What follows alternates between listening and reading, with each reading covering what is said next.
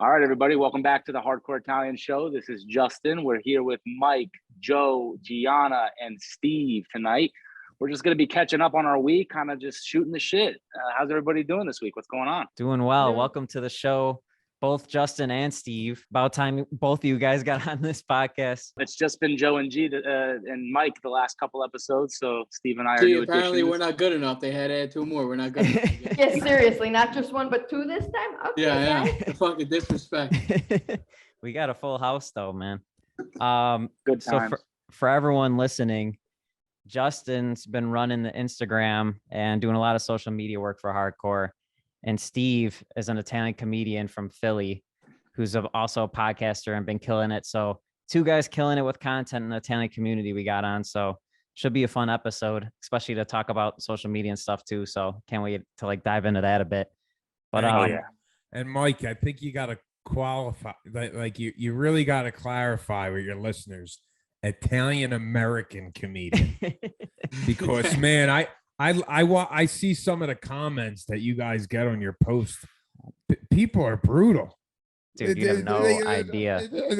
What difference does it make? Italian. I'm sorry, you can't say that honestly, to people. They lose their minds. You're right. Honestly, what drives me nuts, man, is people always say you should say hardcore Italian Americans. Hardcore is in English. You should, bro. If you read the word hardcore, you should know. I read through your comments just to laugh. Steve, I hope you read the ones I'm in, Steve. If you read the ones I'm in, you'll fucking have a day, I'll tell you. Well, I seen a post that you were recently collabed in, and people are saying you're stealing people's lines and shit.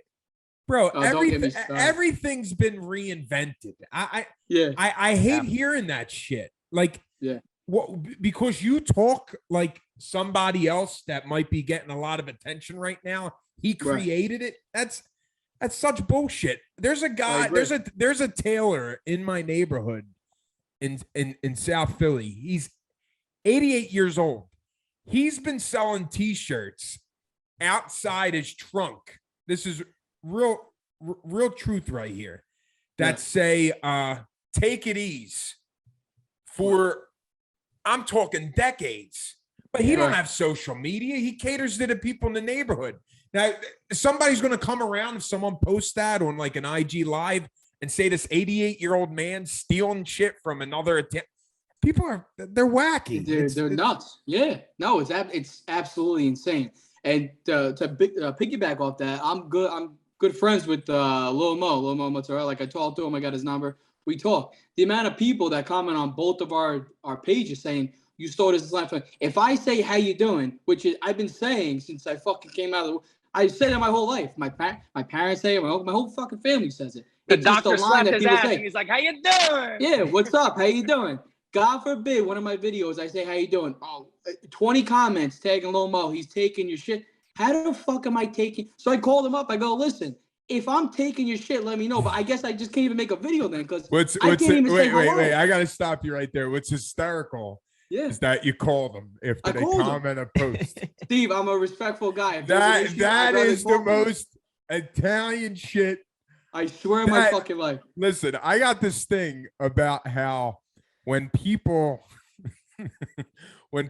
comment my stuff, I have that weird Italian gene where I want to try to find out where they live. I get these crazy. It's a lot of the things they say in the comments. If I'm face to face with you, would you think you would blurt that out? Because he won't even fucking look at you. That's what agitates me about it. So if I bump into them in person, I'll pull it up. I'll show it to them. Let's have a conversation about it. Yeah. Again, I'm not getting physical. I just want to know. Let's talk. Let's make it an awkward talk. Instead of an awkward post, let's make it a conversation. Don't get 100%. Me started, all right, Mike? You started this. I'm just kidding. Oh my God, man! You guys are the Italian community loves to argue, and I was coming back to what I was saying off camera a minute ago. Is it doesn't matter what it's about. It's kind of in the culture to argue, right? Even if it's just good banter and good debate. Italians love to argue, and And, there's different topics that may cause arguments more than others, but I mean, forget it. If I post something right now, sauce or gravy, the comments are going to go off, and there's going to be a heated debate between it. We put up a t-shirt post the other day and we got a ton of comments. Sundays are for gravy, not for sauce, so now we got to come out with the alternate for that. But it's good, healthy debate at the end of the day. Yeah. If I taped my grandmother making gravy on Sunday, your account would be shadow banned. She don't even know what that means. But I did, I'll give you a fun story from the weekend. So I was at the Italian Fest out here in LA, and you're saying that people won't come up and tell you straight to your face, hey, X, Y, and G, you're doing this wrong, blah blah blah, but they'll comment on TikTok. I think there's an exception there. At least 4 to 5 nonnas, like I'm talking 75, 80-year-old women, came up to me at the Hardcore Italian booth at the Italian Fest and said, oh, sei italiana, sei nata in Italia. Like, were you born in Italy or Italian? Yeah. And I'm like, no, I was born in Chicago. And they're like, oh. Walk right away. Give me the little face. And they're like, oh, okay, va bene, it's okay. Right. I'm okay. I go, excuse me? Okay, no. You want to know why, OG? You want to know why? Because back in the day, they didn't have TikTok and Instagram to sit there and text it. They just said it face to face. And that's the thing that's a dying breed now. Everyone wants to be tough on the phone, all this stuff. And like you said, Steve, we're not here to get physical. But if there's an issue, why not just talk to me about it? Right? Message me personally and we can have a conversation. Let's sit down and talk about it. What did I take? What could I have done better? You know what I'm saying, Steve? My man. It's gone. It's gone. The respect is gone, Steve. You're going to get me all worked up. And Italian people, yes. I don't know if this is just me. And you guys can be completely honest with me. I feel like a majority of Italian people are good. But there's also that type of Italian person that don't want to see anybody doing better than them. And there might be a name for it in Italian. I'm not sure, but there are that type of quality people. I'll give you an example. I post a picture of me on a vacation or a picture of my daughter. The likes are off the wazoo. But right. I post a picture promoting my work, like something like this. I might, because a majority of my followers right now are probably people I know. I'm just haven't reached that pinnacle yet, but you notice shit like that. Yeah. People don't want to see you sticking with it and do. So if you make those comments drive you down, man, what are we doing? What are we even wasting our time for? I love agree. That Joe Rogan has a saying, post it and ghost it. Don't even look at your phone. You know it's good. I like that. I never heard that. I mean, look at the reputation you guys already established with hardcore Italians. It's like post it and ghost it. And I know it's probably really hard for you, just because you're just a number guy. But yeah, it's tough. It's tough. It's definitely tough. You have to read the room, and social media and each channel on social media is like being in a different room. You're with a different crowd of people and they're all unique and they all like different things, but they're all, they all have a common ground, and that's why they are where they are. That goes from my other page where I post mob movie stuff. That goes for Hardcore Italians where I post Italian stuff.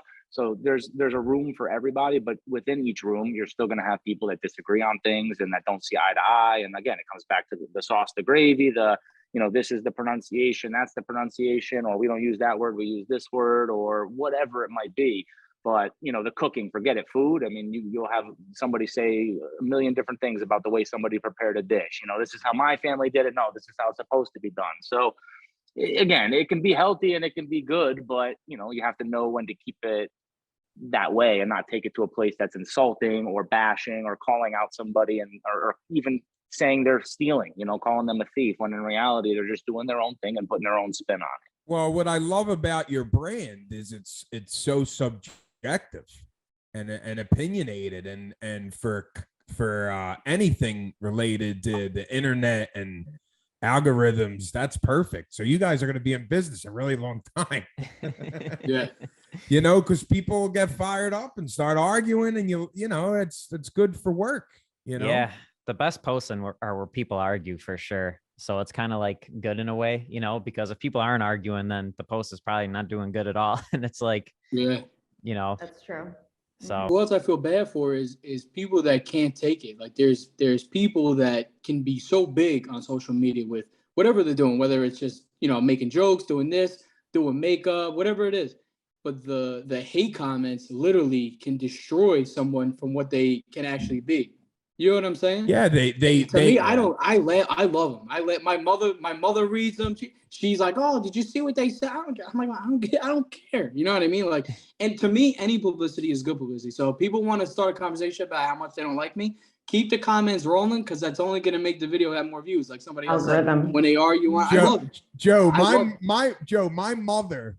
Now I'm a comic, so I post clips all the time. Yeah, My mother tracks my likes more than I do. right.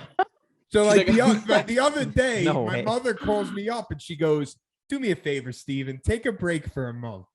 Yeah. Mom, Take a break from what? She's like, just do me a favor. No one's liking it anymore. We get it. I'm like, Ma, what are you talking about? You're supposed to be my biggest I'm supporter. not doing it. She's like, yeah, this one stopped liking it. This one started commenting. I think they get the point. I'm like, I'm not catering to your girlfriends at the coffee table. What are you doing? What are you trying to do? Right. They're not paying my bills. I don't give a fuck. Sorry, you gotta Oh, bleep out the God. fuck. I'm sorry. You can curse all you No, want. I'm sorry, G. I'm a disgrace. I'm Oh, sorry. all good, Stephen. But no, I know it's crazy, and I feel like unfortunately that's gonna happen in all of the industries that we're in. I mean, Yeah. I'm an actor in LA, and I meet some pretty nasty people, which is so sad. Like, I'll even meet like guys, for example, who are also actors. Hence, we would probably never go for the same role, right? Right. And they would like immediately, they're just one, not nice to me. Two, if I, heaven forbid, if I were to ask them something of like, oh, who's your agent? Or like, where do you act? What have you been doing? I get a lot of attitude sometimes. And it's just like, guys, why can't we lift each other up and encourage each other to do better? Like, why have this competition? It's hard. You know, Yeah, if one of you guys win, I feel like I was a We all- part of it because I Yeah. I crossed your path in on your journey. Like Mhm. I don't know. Again, I feel like it's all mindset. Yeah. And unfortunately, not a lot of Italian Americans think like that. They don't support each other. Yeah. I feel like another old school Italian way of thinking, correct me if I'm wrong, is when you're chasing something that seems to be very out of reach, like the goals that hardcore Italians might have as a brand.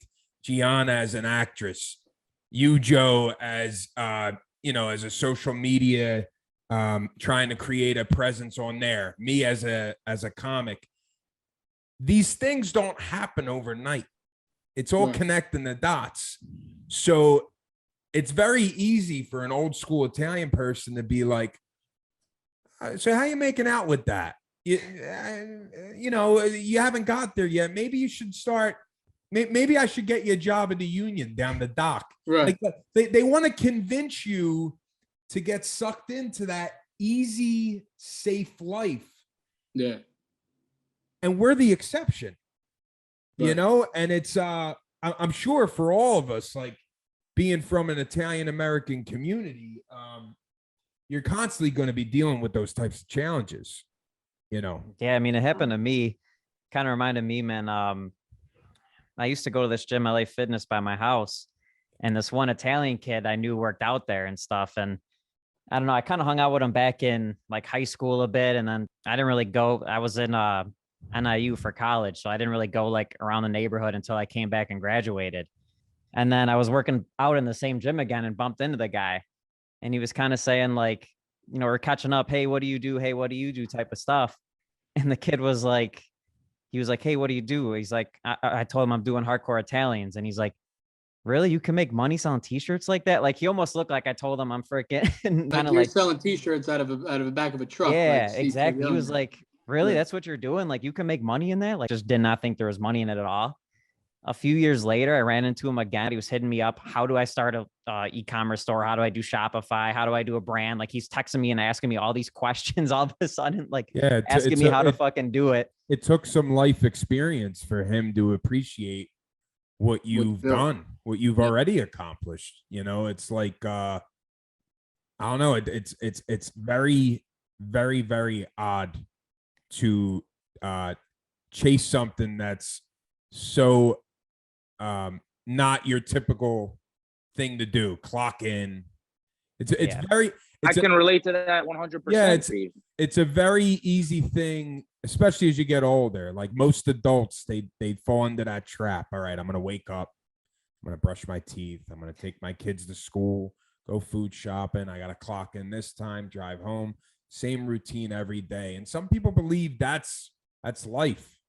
Yeah, but it's not. You got to do what you love every day. Dude, when I started posting on social media with Mafia Chronicles 5 years ago, I got so much flack for years from people. Because I would do it every day, 5 times a day. You know, like I was at a wedding, I was posting. My dog died, I was posting because I knew like you got to be consistent with this shit to really build something.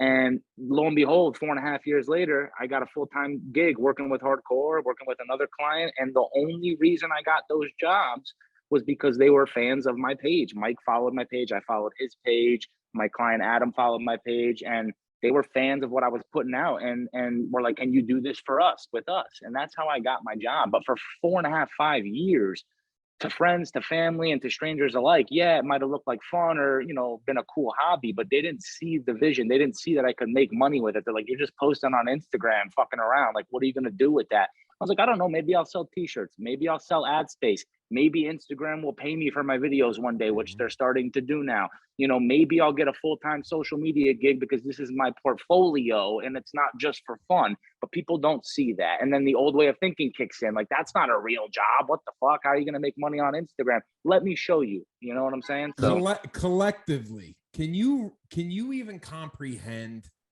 that the common Joe Schmo that we are friends with in our families or our circles, they probably don't even realize how much they could help people like us by commenting each post, sharing it, liking it, subscribe, just off of a second, not even on a financial standpoint. Because they might not reach the most people with that share, but you know what they're going to do with that share, Steve? They're going to boost your confidence more than any stranger possibly could, because they have more influence on you than any stranger possibly could. So if your mother, your father, your cousin, your uncle, your friend shares that and supports that vision, it's going to motivate you that much more than, you know, Joe Schmo who's like, "Hey, I like your content." Though that feels great too, it feels different coming from people who have presence in your life. Well, I mean, I just think too, the power of your friends, like just the network you have with your friends and branching off of that.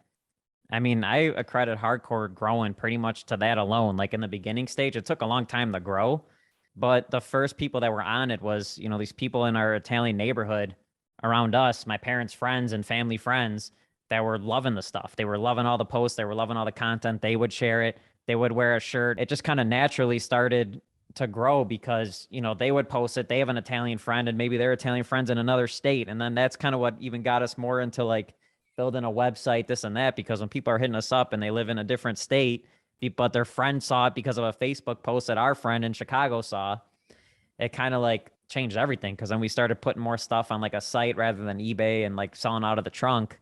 And that's kind of what, you know, then that person starts liking the stuff and then they share with their friends. And it's just, it kind of grows from that immediate friend group for sure. You know, like I'm telling you, man, I think all the time, I always think like the people in our neighborhood now, I say to them all the time too, like we wouldn't be where it is without you guys because you were the first people supporting in the beginning. Like I always remember it, man, and appreciate it. And you know, you guys got a big voice in the Italian community, not just for Italian Americans, but for any type of Italian. It's like, and now with the podcast, they're really getting to know the foundation of it and you guys as people, and much credit to you guys. I hope you stick with it and keep this because they're going to get to know you guys as people.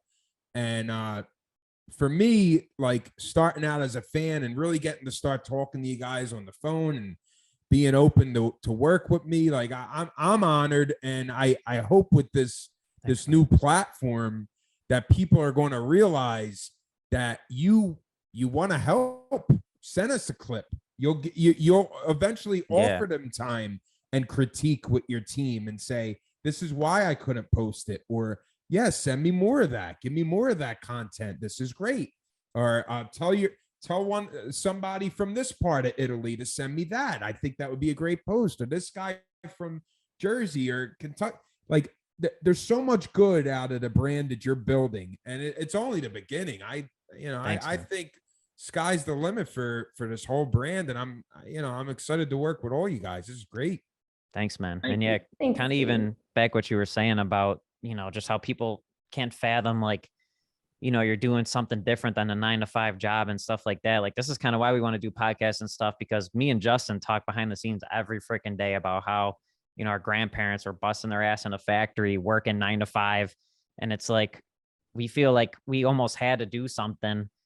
We feel like we had to take a shot and had to do something crazy and had to do, like, we wanted to start our own thing, and we took the risk because we know, like, our grandparents took that risk, and it's like they did it for a reason.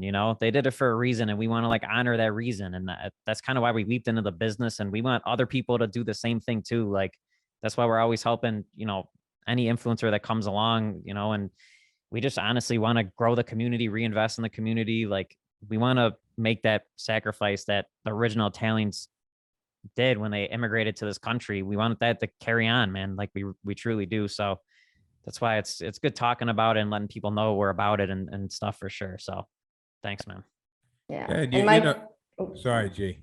sorry, I was just gonna say, Mike is so true to those words too. He said that to me so many times. He's like, seriously, G, any way we can help you, we're going to. He's like, if you're, I've been here for a while now working with you guys, and Mike, your dad, like, you guys are really too kind and, like, family. Yeah, and it's a whole honestly. family thing. My mom's like, oh, I talked to Gianna the other day. I had to call her for this and that. She goes, she's so sweet. And it's like, it's No, a Mary's like a freaking second thing. mother to me now. Your mom is like a second mom to me, bro. Like, Mike's mom is amazing. Like, your dad's amazing. It really is a family business, man.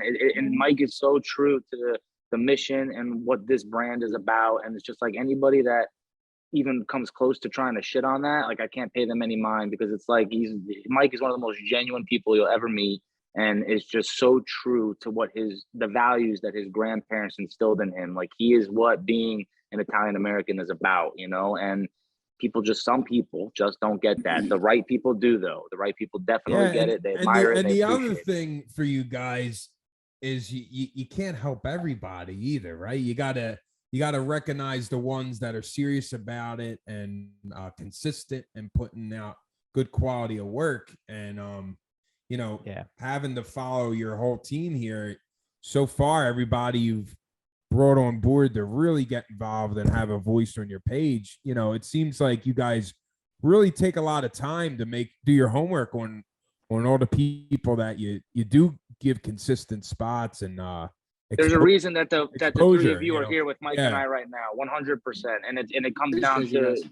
the kind of people you are at the end of the day. It's not, just because they're Italian, let's get them on. It's Right.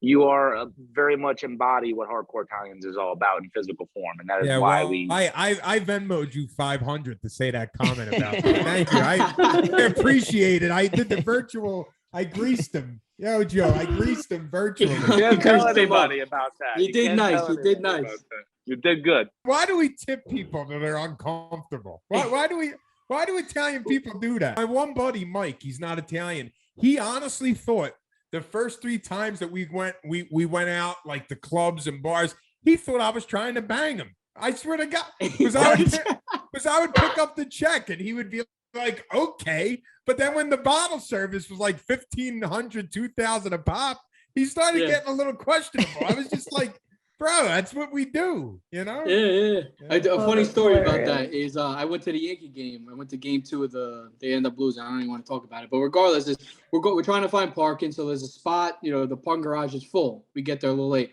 We pull into the parking garage, right? I got a 50 right? 50. It was like $50 a park. So I get the guy. It was full. To turn away everybody. So I go up to him. I go, hey, man. I put in my hand. I go, I could park right over there. He goes like this. He goes like this. He goes, come right through, right? So we do it, whatever. I'm with my 2 cousins.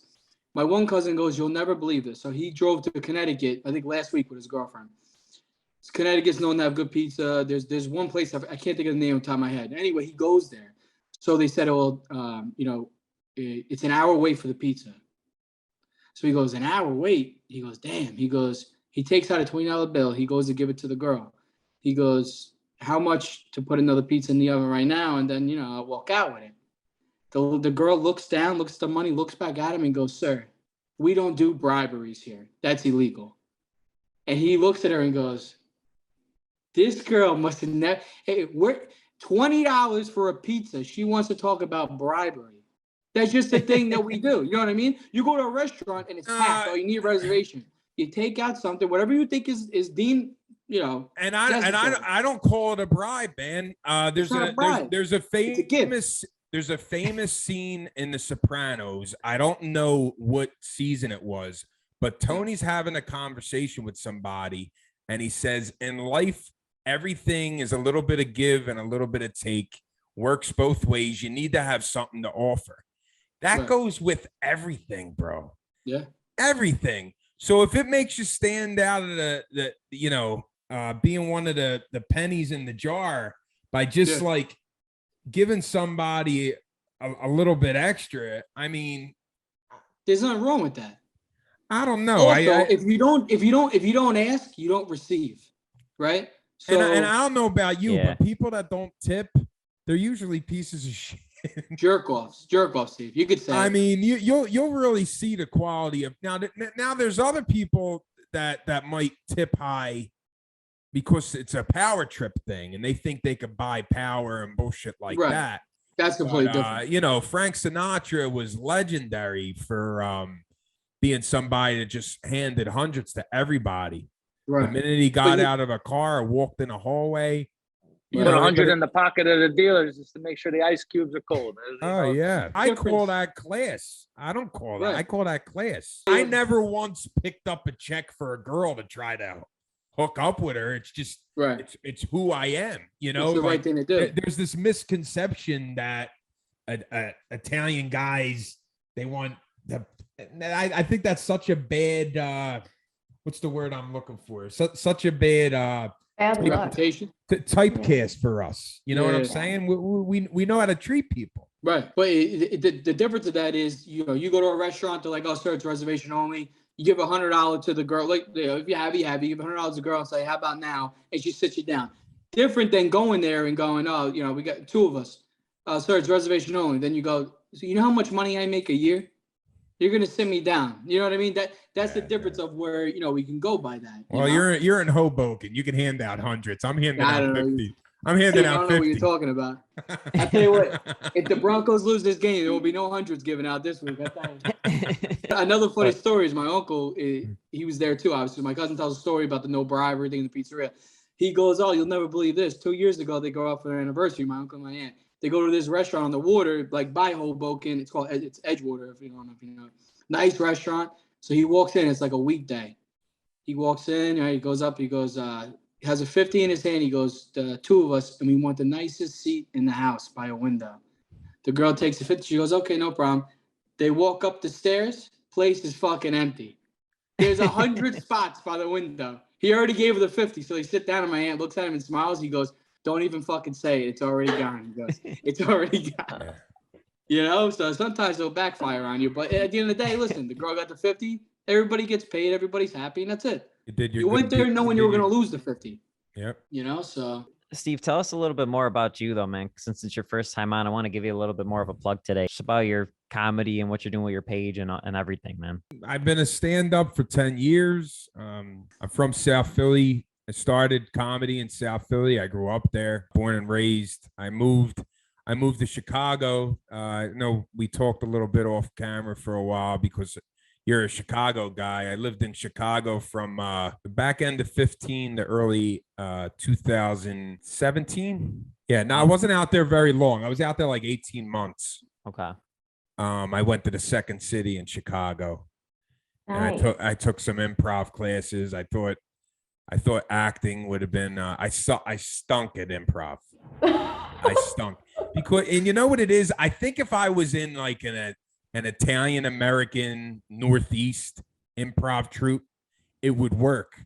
But like I was like at the Second City with all these people from around the country, and like a lot of the choices I would make to these people, it would be like, oh my God, this guy's, he thought of that. It's like, Yeah. That's hilarious. well, you're an actress, G, so you know a lot of it's you think it, you do it. So it's like Yep. somebody Yeah. would throw me a word and they'd be like, you know, oh, Angel's in the outfield. Well, I got a knife, I'm gonna stab you. It's like cut it. I was like, you know, so stand up I like because you know it's a one-man show. You could bring a lot of your stories to the stage, even if people don't relate to you. You know, it's you know, you're bringing them into your world. And True. what I love about stand-up comedy is, you know, Sebastian Maniscalco. I can't do what Sebastian Maniscalco does, but Sebastian Maniscalco can't do what Steve Rinaldi does. So that's a common misconception that I think there's so many great Italian comics, but I hate when people say, oh, they're all alike. That is such a fucking bunch of horse shit. Everybody has a different story. You know, you look at me now, like I'm working with my comedy hero who's from South Philly. It don't get any bigger where I'm from than Dom Herrera. Like he's probably my favorite comic. I used to watch him when I was a kid, and I never thought I was going to be a friend of Dom Herrera's. I never thought I'd see him live. I never thought I'd work with him. Yeah. I mean, that just goes to show you. And I'm not at a point in comedy where I reached my goal, but man, it's like you take one thing at a time. If you look at your career, if you do anything creative as one thing at a time, and you don't just look at the financial benefits or the publicity of it, you'll really get a good outlook of it. Like even like a night like tonight, like being on a call with all these creative people from similar cultures and just the brand of hardcore Italians. I've been following you guys for so long. It's just you gotta appreciate one thing at a time. It's how you gotta look at stuff. And hopefully you're at a point one day where you're busy and you can help everybody else out. You know, and that's the main thing that after 10 years of doing stand-up comedy that I love the most is helping people. Now, I don't know if that's an Italian thing. I don't know if it's just a personality thing, but I love helping people out any way I can. I love doing favors. That's like a really, really cool thing. Like the show I do at Helium Comedy Club in Philly, and I do it at some of the Funny Bones. It's called I created the show. It's called 7 Comedians for $7. And I host it. But I bring comedians up of every level. And what I usually do is I give like 2 or 3 comedians that can't get into the clubs. I give them an opportunity to get in front of a full crowd, tape a good set for video content. And I always make a point to introduce them to the booker of the club. So hopefully, you know, I'm not looking, no one's competition with me. They can't do what I do. Mm-hmm. But it's easy for people to think like that. Like, why am I going to help? They're going to take my work. Nah, there's plenty of opportunity out there for all of us.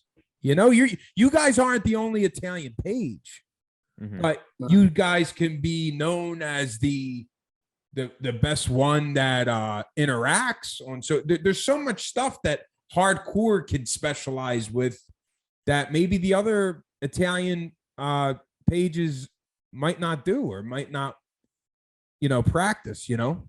At the end of the day, it comes back to what you were saying. Like Sebastian Maniscalco can do his thing, but he can't do what Steve Rinaldi does. And at the end of the day, no matter what brand, company, or entity you represent, it's still being run by people, by humans, right? So they're always going to bring something unique to the table, no matter what. You always have something to offer that nobody else can offer. And if you just have that mentality, it comes back to what we were saying. You're not looking back at the next guy wondering if he's catching up or what he's doing. You're just focused on what you're doing and what you do best. Steve, that's awesome that you also do that $7 for 7 comics and you take the time to actually introduce them to the booker. I mean, it's little things like that that means so much to someone who's just starting out. Like that's huge. That's awesome that you do that. Yeah, and it's just you can't. There's some things that you could coach people on doing with acting or with stand up or any. There's some techniques you could share with people. But you really can't teach somebody how to be nice or network. They gotta there's actually comics that I started with that after 10 years in this business, like myself, they're just starting to realize that, hey, I gotta get better at that. No. I feel like a lot of Italians from Philly. I don't know if it's like this for you, Joe and Mike and G. But for us, networking is a way of life. We don't even realize that we're gaining people's liking and doing it's just what we do. We're not, we don't call it networking. We're just being us. Yeah. So show business really isn't a hard thing to grasp or understand. You just show up on time. Don't be late. And you come with a box of cannolis and everything will be all right. Yeah. Steve, when do I get my chance, Steve? I'm ready. Put me in. Stand up. Yeah, I'll give it a shot. Whenever you're ready. Seriously, whenever you're ready, just come up here for a couple of days and, I'll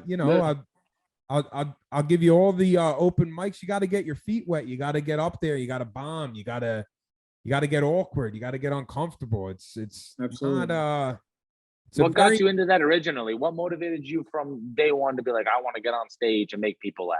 I always wanted to be a comedian or an actor, but I was always around a really small-minded group of guys. And that's nothing to knock all my friends and family that I grew up with. But to grow up in South Philly and tell somebody you want to be a star, it's like, who the fuck you think you are? You just can't. It's just something you can't say to people. Like, right. Even all of us, we might believe we're going to be successful, but when you say it, it kind of makes, who the fuck's he think he is? It's so some things you just got to keep to yourself. And I didn't listen to that voice for a really long time.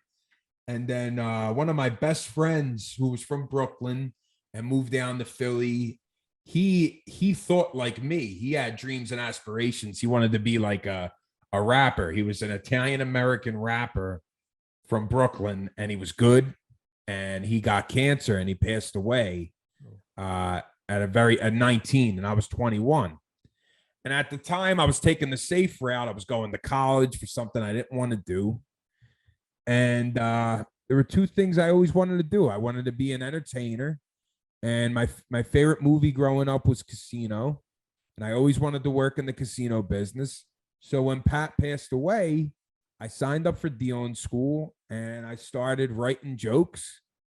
And, I lived a double life. I ended up being a manager at a casino for a while and doing stand-up at night. I lived like Batman. I was like, during my day job, I was walking around, throwing people out, catching cheaters. And at nighttime, I was just going up there breaking balls, That's awesome. So, do you ever get any hecklers? How do you deal with hecklers? Is that something common? I tell them to go fuck themselves. That's Attaboy, Steve. That's your comeback line. Everybody's like, how you deal with a heckler? Go fuck yourself. Well, what if they keep talking? Tell them you banged their mom. Well, there you go. Yeah. Just take it up a notch every time. It's I tell people to deal with telemarketers when they call the house. When they keep calling the house, to say, what are you wearing? And then they usually, what? What are you wearing? Right now, what are you wearing? They usually hang up, but if they answer you, have fun with it. Oh, yeah, you got them. That's exciting. Yeah. Pull it over your shoulder blade a little bit. Benjamin, like bust their fuck them, Yeah. Yeah, I'm in a place with stand up right now where I'm really, really comfortable and I'm having a lot of fun. That's You know, awesome. That's all that matters too, Steve. Yeah, I found my voice and my rhythm when I go up there and I'm just like not in my head with no plan. That's when I find myself doing my best. But it's interesting, like a lot of the goals and challenges I'm going to start facing as I go up, like, and I want to start breaking into these big clubs down in Manhattan and stuff, is like you gotta get in front of these guys and you gotta do like a tight 5 to 7 minute set. And it's a completely different art form to where if I gotta grab a mic and just do 45 minutes and fuck around, like you gotta tighten that shit up, and the jokes gotta be there, and you gotta hit all the punchlines. And you know, like there's this big festival, it's called Just for Laughs New Faces. Everybody who's everybody has done JFL New Faces. I mean, I'd love to do that one day, you know. No. Because Is it's that- like it's Is called that New York?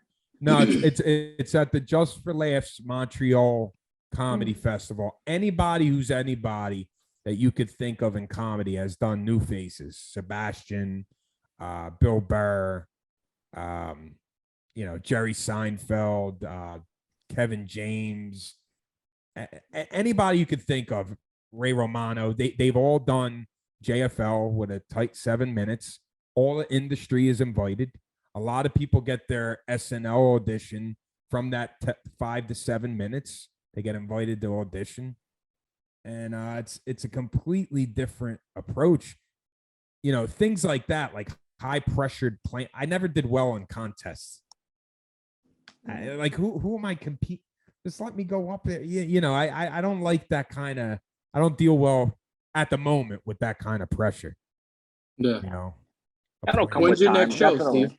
I do every couple of weeks or months I do a show at Helium in Philly, the 7 for 7 one. But you know, right now I'm just really trying to push and get and really focus on the podcast with Dom Herrera. I mean, guys, I don't know what it is that you love more than anything, but for me, comedy, I mean, aside from my wife and 2 kids, comedy is like everything to me. So you got to understand something. For me to have a podcast with the guy that I watched when I was a fan, like he was the one I would just show, you know, tell everybody, Dom Herrera. Like, I don't know if it's like for you as a Yankee fan, like it would be like meeting Derek Jeter. For me, Dom Herrera is everything. The fact that this fucking guy calls my phone, it's just like, how did real. how did that come So about it's with safe him? to say it's the reason you're in comedy today. Like he's the reason you are. yes. It's Wow. how big of a deal it is. Like I got a show with Dom Herrera. It's like, That's fucking crazy. you know, and How did that come about? As Mike asked, like, how did you initially come to contact with Dom? You know, I wasn't in the rotation or past at Helium, but I used to hang. I wanted to get in that club in the worst way, and Dom played it every year. So I would try to go every time he was there and just sit in the back. And I remember like at one point I was like 3 or 4 years in, and Dom was having a beer at the bar, and I was just so nervous to talk to him. And my buddy Nicky started talking to him, and he was like, dude, like you're acting like it's a chick you want to bang. Like introduce yourself. You know, I was so nervous. Like when I was around him, it was like seeing a star. Like Dom was everything to me as a comic. Like everything, he never missed. He's still fearless. And it's like I remember I moved to Chicago. I came back. He was there that weekend around the holidays for Thanksgiving. And I bought him a drink. This was when I was like 6, 7 years in. I bought him a drink, and he cheers with me, but no conversation. And then like a bunch of the comedians were there that night. And they, this point, I'm getting the engine rolling a little bit. Like I started doing stuff, and they're like, yo, you're South Philly Italian. Talk to Dom. And I didn't, you know. And then a year or two later, I'm hanging out at Helium. I'm just hanging out because that's what you got to do, Joe. You want to be a comic. I tell everybody, You got to do open mics for stage time with other guys at your level, and they're brutal. But you got to hang at comedy clubs and watch the greats. You got to watch people that have been doing it a long time and have credibility and are headliners, have done the road. Just it's a complete. You got to watch the NBA. Can't watch the street games. Yeah. You do the street games to get your legs, but you watch Kobe. You know what I'm saying? So I'm hanging there doing an open mic at Helium, and the manager, Ben, said to me, "What do you got going on this weekend?" And I said, "Oh, nothing." He's like, "You want to host for Dom Herrera?" He's like, "Holy fucking shit." I was like, "Oh yeah, I'll do it." And you know, in this game, and gee, I bet you get that too. It's like you never want to seem desperate. You never want to seem desperate. That's how this shit gets. That's how you play this game. You never want to seem desperate, you know. But I was just like, "Oh yeah, I'll be there." You know, it's just like, you know, that was on a Tuesday, and I'm in the green room talking to this guy, and you know, all South Philly came out. I had a good set. It was a great weekend. I worked with another really great comic from South Philly, Irish Catholic, Eleanor Kerrigan. She's another really great comedian from the Philly area. So I worked with Dom. I did 7 shows with him that weekend. Had his number. Didn't really stay in touch or anything. And then I DM'd him when I seen he was coming to Atlantic City a couple years later, and told him I relocated to Brigantine because he thought I was a Philly guy. And then he called another comedian and asked for my phone number. And somebody was like, you know, imagine getting that text. You know, I'm out with my family, and somebody's like, "Hey, Dom Herrera is asking for your cell phone number. Can I give it to him?" Like, yeah. That's crazy. Yeah. Sure. And he called me and he said, "What are you doing on this date? You want to open for me at the Tropicana?" And I got at this time, you know, it's funny how timing works. Like I'm 9 years into the industry, and you know, it's a 1,000-seat room. And I opened for Dom at the Trop in Atlantic City. And a show, Cool. yeah. And you know, it's funny, like a big showroom like that at the Trop, like you see all these people that have played down in that venue over the years. There's like pictures of Sammy Davis Jr. and Sinatra, like Cher's on the wall, Diana Ross. And you know, it's kind of cool. Like you got up there on that stage. I mean, even me as an opener, but you know, they were back there. So me and Dom hung out after the show. We had a drink. He was with his girlfriend. I was with my wife. And then he did Philly Live this summer. And he asked me to open for him again. That was about a year after that. And then that's when you know, Brian came to the show, who I been doing podcasts with for 2 years. And Brian and his manager kind of got together in the green room, and Brian kind of took a bite, and he was just like, "Hey, Steve and Dom should work together. You know, we could do a podcast virtually, like right from home." Okay, let's talk. Got on a call. Here we are. You know, we're like on our 7th episode.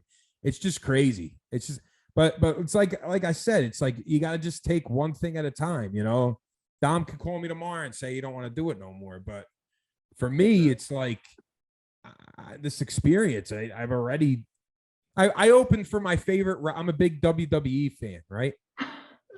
Big wrestling nerd. Big wrestling nerd. I opened for my favorite wrestler.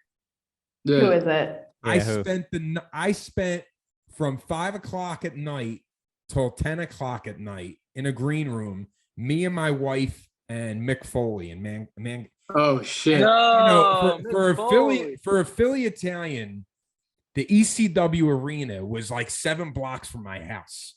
For Eagles fans, Philly, we're animals. He was the pinnacle of the hardcore. I knew everything about this guy. Yeah. Like my wife was like, "You really made me uncomfortable in there. You knew everything about this man." He's one of the best to ever do it, man. That's all. Oh yeah. But like, this is what I mean. Experiences. that didn't change my life, but you know, Yeah, man. a call one day. Hey, you want to open for a wrestler? Yeah, who is it? Mick Foley. But he should be, yeah. Yeah. It's like, so I'm saying, in this path, there's no price to pay when you stay true to your dream. None. There's no risk. Yeah. This is stuff, telling you, man, me and Justin talk about every day. It's not the destination, it's the journey, man. Just enjoying the ride of what you're doing, and experiences come along the way, man. Fun stuff. You got to soak it in and appreciate it. And you know, it's stuff like that's awesome though, man. And sometimes falling on your face is the best thing that could happen to you. 1000%. In any situation, it doesn't matter because you're going to grow from that, right? Yeah, you hear these stories about Italian people and the hard times they went through when they came to this country. And it's like, how did they ever get out of it? But then you see that 80-year-old guy from the neighborhood that has the 5-story house, the mansion, all the good artwork. You're like, how did he get all? He worked. Mm-hmm. He worked. He went through tough times and made him driven, you know. I think our generation never really, at least the people in this, I don't want to speak for everybody, but at least the people in this room, like the hard times that these people went through when they came here. It's like, you ever see like pictures of them coming in on a ship? It's insane. Yeah, know? it's nuts. We did a man. post the other day about it. We posted the immigration post the other day, and it went off because everybody really resonated with that. Just a better life. Can you imagine? Dude, it was hard for him in Italy. It was hard for him. The boat ride to get here for 2 weeks was like terrible. People died. And when they got here, you know, people were pretty much racist towards Italians. They had to do like hard work, terrible conditions. There wasn't unions back then. It was a long, hard road for a lot of years, man. So that's why it's like, yeah, like our great grandparents, they're the reason why we could do this right now. Yeah, exactly. Have fun, you know? That's what I'm saying. And it's like, yeah, we take advantage of it. Yeah, but when you look at their story, like that gives you the perspective you really need to like want to work hard and want to like and appreciate the day to day, because it's like if you're born in a certain time frame, like you had no choice, you had to deal with it, you know. So it's just crazy. Like it puts things into perspective, which is it's good to have that at all times for sure. And I like eating the meals that apparently when they came here were the cheap meals to eat. You ever get stories like that? Like, I don't know about you guys. I'm a big tripe guy. Mm-hmm. I love tripe. Okay. Apparently back in the day, that was like a poor person's meal. You know, now it's expensive if you get a plate of tripe in red sauce, or, you know, something that my grandmother still does, which a lot of people think's odd. In her gravy and her sauce, she puts hard-boiled eggs. Oh, wow.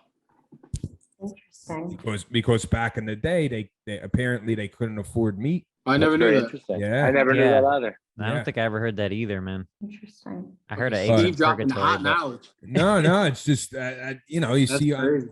you know, old school shit like that, man. Is peppers and eggs, is that considered Italian, or is that more of a local Philly thing?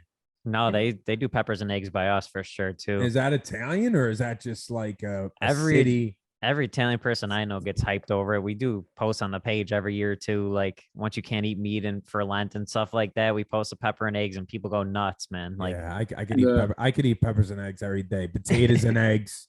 You ever do hot dogs and eggs? No. Ever? See, now that's your family just loves eggs. Well, that's probably definitely Philly then. That's probably definitely. I never. Yeah. I'm a big hot dog guy. I'm a big hot dog guy too. Never. Hot dogs and beans. Ever hear that? I've seen it, but I've never eaten it myself. I've definitely heard of hot dogs. See, and beans. I'm wondering. Yeah. A lot of this stuff, I don't know if it's like a Northeast Philly thing but these are just stuff that home cooked meals throughout the years. My family every now and then would put together, but we were on a routine. Sundays was gravy, like, you know, or sauce, whatever you call it, with a salad at the end. We always ate our salad at the end. We never did it before. Nice. That's a European thing. It helps with digestion, actually. Uh-huh. It aids with digestion when you eat the salad after the meal. 100%. So you guys all eat your salads at the end at home? At the end. I don't. I eat don't. it before. Oh, you don't? Okay. I ate it before, even though I know it helps with the digestion. I like it as an appetizer. So Yeah. know, See, it's- my ex-girlfriend, they would eat the salad and the pasta and the meatballs all on one plate. I thought that was a little bit gavonish, but it wasn't that bad. You know? I don't know, man. I see people put like meatballs in salad though, and don't give a fuck. They mix it all together and love it too, though. But I don't know. I kind of have it. My girlfriend and her family, they'll eat salad after, and then my family eats the salad before. So Do I you don't know. guys I do you can go guys either put way. grated cheese out on the table?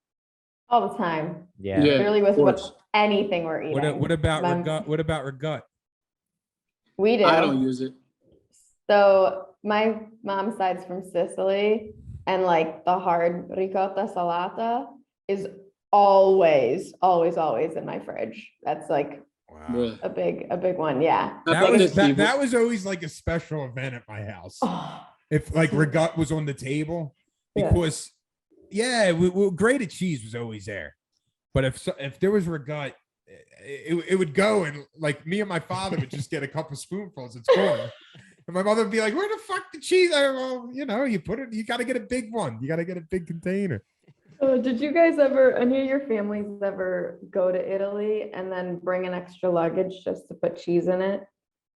That's crazy. Anyone? Nope. That was only me. All right. Well. Well, I was saying before we started filming, I was telling Mike that I'm an Italian American Philly guy. I went to Italy one time with an ex-girlfriend, and it's funny. I came back saying, I'm not Italian. It was like, I don't know what I am, but these people, the craziest part about that trip, in my opinion, like as a tourist, walking through Rome, like in the streets to all these like pop-up restaurants, is how the Italian men would just stare at your girl. Like, if looks can kill. Is that common, G? Like they didn't give a shit. Nope. That's it. That's their TV. That's their Oh my entertainment. God. Like they don't get, That's their you're like trying to get in front of them, like, hey, I'm here. It's my they don't care. Don't look around you. Oh God. Yeah, no, that's it. Just wave and smile. How you doing? Tap your house. Yeah, that's it, right. By the way, I could talk about food for another hour. I mean, I just got me all worked up talking That's about it. cheese. That's all Joe too, man. You start talking about pizza, I guess. Oh, yeah. You asked me about my 10 hours comedy long. career. You asked me about my comedy career. How somehow we transition into a can of regut. Steve, I'm curious, what's the pizza like out in the Philly area? I've never had pizza. I've never been to Philly, so I've never had pizza out in Philly. Is it comparable to New York's, Connecticut's, Chicago's? Like, what would you compare it to? I think the pizza in Chicago, Philly, and New York's all good.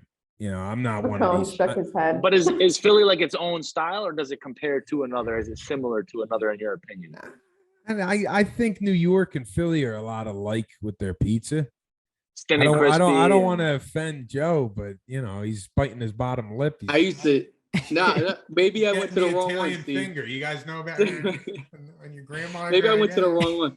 I used to date a girl that went to college in Philly, so I'd go there a lot. We would go out, like the nightlife in Philly, and maybe I was going to the wrong one, Steve. But I haven't. We probably went to 4 or 5 different pizzerias. I would say, I think you're right. Like they try to go for the same style as New Jersey, New York pizza. I don't know if it's the water there. I don't know what it is, but it just never was nothing ever crazy to me. I mean, I'm just a fucking another guy eating pizza. I'm no fucking. I mean, me and you, at least we both call water. Because Right. Mike, Mike calls it water. He's from the Midwest. That was one of my best jokes in Chicago. Yeah. I would say I'm noticing I'm a fish out of water. And I would say water, WOODER. Yeah. But yeah, that's just the Northeast in us. But Yeah. I mean, that's what I'm Oh, saying. Like if I came and I hung out with you, Joe, I would want you to Right. pick the place to go.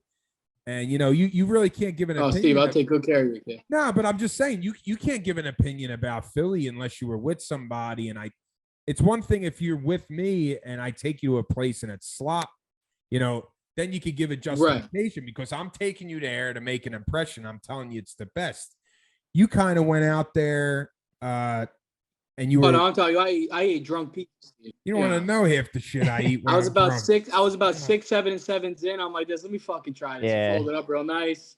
It's a college trip. 3 in the Yeah, morning. it You was grab what a it was. slice. Yeah. Now, if I came out there and you said this is the best slice in South Philly, and I ate it, then I might have a different opinion. That's why I made it known to say they weren't anything crazy. It was just holes in it. You know what I mean? Now, Joe, you're on to something there. That's a pizza review that would get the people going. Drunk pizza reviews, 3 o'clock in the. That's pizza. what you got. You might be up to something. Smashed. That's what you. Joe. That's Yeah. your show. That's I think you good. might be up to Joe. something. They'd all I'm be phenomenal. I'm That'd be subscribed so right good. now. I rung the They'd all bell. be good. This is 10 out of 10, cut. Steve, when you come to New Jersey, 22 we might more have to do it cousins together. thrown into that one easily. That ruined his whole credibility, Oh my man. God knows what will happen in that recording. You're all good at that point, man. I just remember being in college, man. The drunk spots. There's always a pizza place and a Mexican place, dude. 3 in the morning Oh, at yeah. every college campus that just hits. I make Grab a bad. burrito. I make bad food decisions when I'm drunk. Oh, me too. Yeah. Yeah, I go from being an Italian American to being an American American. Yeah. Hey, it's like I'm real known to quick. go to Wawa and just like press every button. Let me tell you something. That buffalo chicken. Oh, you want me to sandwich, pick Wawa? my ingredients? Let's invent something. Yeah, it's signature sub. Fuck that. Watch Yeah, this. I went through a point in my life where I deleted Uber Eats off my phone because that's what I would always use. And then 2, to follow up with that, just in case I was hungry when I came home drunk, I specifically only bought cauliflower crust pizza because at least I'd feel better about myself in the morning that there's, not too much gluten. I was Yeah. like kind of saving I'm some a calories. fan of cauliflower pizza. I love think it. if Yeah. it's it needs a crunch. Yeah. I mean, but there's some cauliflower pizza that's complete slop, but you get some that's like crunchy. It's good. The Trader Joe's one, if you make your own, if you do it all from scratch, it's good. Like they just sell the crust and then you cook that first so you can make it crispy and then put the sauce and everything. My thing right now is I'm trying to do no bread, no sugar. It'll probably last another day and a half. So that's Mike, didn't you try that without your coffee or something like that? Yeah, during the he week drinks I it don't. black. Yeah, during the week I'll drink it black just so it kind of You're like fucking- it doesn't you're screw nuts, up a fast then at that point. So that's something I heard too. If you're gonna eat before bed, it's good to eat meat because it burns the quickest. You know what I mean? Because when you're sleeping, you're not burning anything, so it doesn't matter They what say you no eat. carbs. Yeah, No carbs late at night. That protein is the way to go for sure. yeah. So I don't know. I try to I don't know. It's weird. I used to just eat whatever the hell I want, and now I kind of pay attention. I think my sister too is big in all that stuff. Like she's eating the cauliflower pizzas and pastas and stuff, and I don't know, probably got me more conscious of that. Like, is it possible for an Italian to really have a healthy diet if you like, Yeah, the I know. I was gonna wait pastas, for the you guys to carbs? finish. I'm a piece of shit. I'll just eat anything. I'm gonna be honest with you. I gotta. I'm the same I still way. have a I'm the fast same way. metabolism right now, so I'm just letting it rock. And when it gives up, it gives up. But guess what? Yep. I had a great fucking ride. I had a great ride. I'm 100% with you, Joe. Just Well, live it there- up now there- while you can. There's I got this thing about Italian guys where they think they still look like they did at 19. They're fucking delusional. No one has Oh, more man. confidence on the beach more than my father, who's 59 years old and has a size 56-inch waist.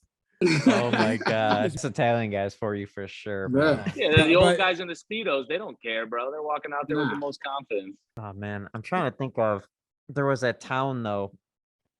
A bunch of doctors went out to some Italian American town. All the people were living long. There was no heart disease. I think it was called Rosetto or something like that. I have to look it up. I don't want to I mispronounce vaguely it. recall what you're talking about. Was right it now, too. Pennsylvania? Right?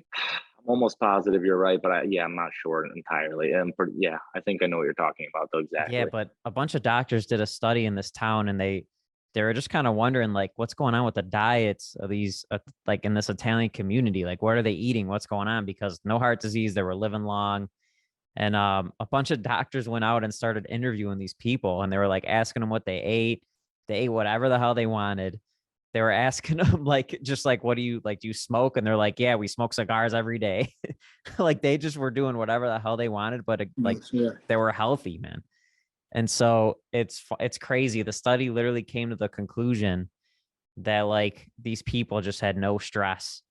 So they were like living long because of no stress. Like everyone in the community was just cool. Like they always knew where their next meal would come from. They were like kind of typical like Italian guys. Like there would be a guy that has this, a guy that has that. Like they knew like Joe would take care of him with this, or you know what I mean? Like there was no stress in the whole town, and they were like living long because of it. So you really don't have to watch your diet as much. Oh my God. That's crazy. Yeah, no, that is nuts. But yeah, I don't know. You got to look it up. I'll have to send it. I think we might have wrote a blog on it once a long time ago. I got to look into it. But man, I'm telling you, like, I think I'm a little older than everybody in here. I'm in my mid 30s, and it's, I've came to the conclusion that physically my run's over. I'm an Italian guy. Everywhere I go, anybody in my circle, they're putting food out. If not, I'm not going over their house. They're not good people. But I get a kick out of my single friends that still like anytime they go on a vacation, a bachelor party, or it's going into the summer season, they all want to get juiced up and go to the gym like they're training for a competition. Like, what do you do? For what? For what? For an Instagram post, you asshole? It's like you're injecting your body. It's like we're vain, we might say we don't care about. You don't want to look like shit. You don't want to be sluggish. Right. That's what I'm saying, Joe. Like, see, I know you're saying you don't give a shit, but let me tell you something. When you hit the back end of your 30s and a double chin starts coming in, you'll start giving a shit. He's gonna be drinking the black coffee. I didn't hit the back nines yet. Your mother's gonna come over. She's gonna try to give you another scoop. You're gonna go, Ma, stop. You're killing me. No, I remember like 6 years ago, we used to go out in Atlantic City, and before we went downstairs to go to the club, I'd do 100 push-ups in the room. Like it really fucking mattered at that time. Crazy. But it gets the testosterone going, it gets the heart pumping. I'm ready to go. Oh, you had to bring that up. I got man boobs right now. It's destroying me. It's the biggest problem I have in my life. You had to bring that up. Come on, Joe. Steve, let me tell you something. This interview was rocking until you brought that up. You're a handsome fucking guy, Steve. Don't let anyone else say otherwise. This is a good feature right here, because it just shows the neck up. Yeah, the headshot's fucking good. It's all about in no time. It's all about the angle, Yeah. Oh my God. No filter on this, Steve. Forget it. I'll be buying you dinner tonight. If he lets you, man, he'll be trying to freaking take on $1,000 dates over there, bro. Be careful. It might be hidden on you. You never know.